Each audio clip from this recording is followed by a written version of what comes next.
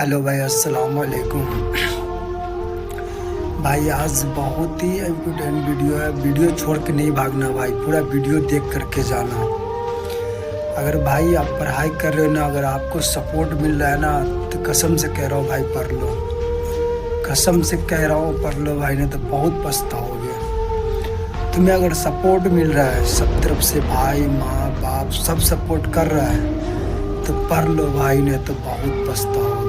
मजाक नहीं कर रहा हूँ। गांव में रह रहे हैं ना माँ बाप के साथ, तो तुम्हें कुछ नहीं पता चलता होगा। जब शहर तुम निकलोगे ना, जब किसी के पास नौकरी करोगे ना भाई, जब गाली बकेगा ना तुम्हारे माँ बहन को, तब तुमको समझ में आएगा भाई कि पढ़ाई क्या चीज़ है।